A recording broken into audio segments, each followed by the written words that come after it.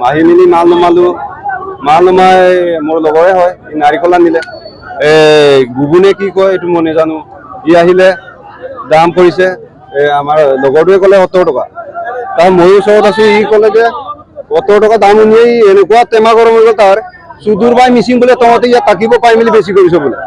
মই তেতিয়া কি ক'ম মই কৈছো দাদা আপোনাৰ এইটো ভুল হৈছে আপোনাক ক'লে আপুনি ওই জন্য কৰিব তাৰপিছত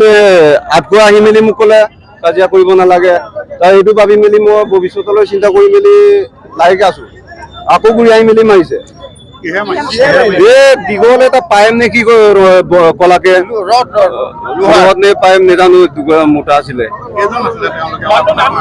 এই বুবু আলি নে আনচাৰি কি নেজানো মানৱ পেগু দক্ষিণ কলীয়া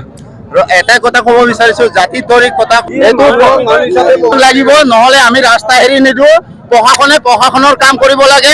আমি আমাৰ কাম কৰিম যাতে জাতি তৰিক কথা কাম মাৰিছে যে হেতুৰ গতিকে আমি জাতিত ধৰি তাকো যি পানিশমেন্ট দিবলগীয়া হয় পানিশমেন্ট দিম আমাৰ টিএমপিকে আছে মিচিং মিমাক কাবাক আছে সব আছে আমি এইটো দিশত আমি কিন্তু এৰি নিদিওঁ ইয়াত আমাৰ কিলঞ্জীয়া মিচিং ভূমিপুত্ৰ মানুহে বেপাৰ বাণিজ্য কৰিবলৈ যোৰহাট মাছমজিয়াত বজাৰ কৰিব বেপাৰ কৰিব আহে ইয়াৰে স্থানীয় ব্যক্তি এজনে বুবু আনচাৰী বুলি কৈছে তেখেতৰ নাম তেখেত আমাৰ মিচিং ল'ৰাজনক বৰ বেয়াকৈ পিটন দিছে বেপাৰী সন্থাৰ ইতিমধ্যে জাগ্ৰত হৈছে আমাৰ মিচিং ছাত্ৰ সন্থা আমি ইয়াত সহযোগ কৰিছো এনেকৈ আমাৰ কিলঞ্জীয়া মানুহক যদি বেপাৰ বাণিজ্য কৰিবলৈ অহা মানুহক যদি তেনেকৈ গৰু পিটন দি মানুহে পিটে আমাৰ যোৰহাট প্ৰশাসনে তাক উচিত ব্যৱস্থা কৰিব লাগিব তাক উচিত ব্যৱস্থা নকৰালৈকে আমি ইয়াতে ৰাস্তাত আমি ধৰ্ণা কাৰ্যসূচী আমি গ্ৰহণ কৰিব বাধ্য হ'ম অন্দেশযুক্ত নাগৰিক বুলি আমি বাহিৰলৈ বাধ্য হৈছো নহ'লে আমাৰ অসমীয়া কিলঞ্জীয়া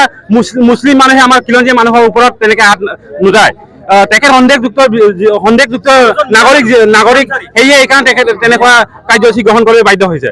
আমি তেখেতক অতি শীঘ্ৰে আমাৰ যোৰহাট প্ৰশাসনক দাবী জনাইছো তেখেতক জেল হাজতে প্ৰেৰণ কৰিবলৈ উচিত ব্যৱস্থা গ্ৰহণ কৰিব লাগিব অন্যথা আমি ইয়াতে দণ্ড কাৰ্যসূচী গ্ৰহণ কৰিবলৈ বাধ্য হ'ম বৰ বেয়াকৈ জখম হৈছে মই এই মাত্ৰ জাষ্ট মই থানাত ল'ৰাজনক লগ কৰি আহিছো বৰ বেয়াকৈ পিটন দিছে ৰডেৰে আক্ৰমণ কৰিছে তেখেতে আৰু এটা আমি অতিকৈ চিন্তনীয় বিষয় আমাৰ মিচিং জাতিক অপমান কৰি জাতিক নিন্দা কৰি অসমীয়া জাতিক উচ্চতাচ্ছিল্য কৰি পেলাই তেখেতে ভাষা ব্যৱহাৰ কৰিছে এইকাৰণে তাক আমি উচিত ব্যৱস্থা গ্ৰহণ কৰিবৰ কাৰণে আহ্বান জনাইছো বুবু আনচাৰী বুলি কৈছে সন্দেহযুক্ত নাগৰিকক ইতিমধ্যে চৰকাৰে ব্যৱস্থা গ্ৰহণ কৰিছে এইবিলাকৰ আক্ৰমণক মনোভাৱেৰে তেখেতসকলে আমাৰ কিলঞ্জীয়া মানুহক আক্ৰমণ কৰিছে বুলি আমি ভাবিবলৈ বাধ্য হৈছো মানৱ পেগু এতিয়া তেখেতে টানাত আছে এতিয়া ঘৰ আমাৰ কলীয়া গাঁৱত 40 নং উত্তৰ পূব জনজাতি গাঁও পঞ্চায়তৰ কলীয়া গাঁৱত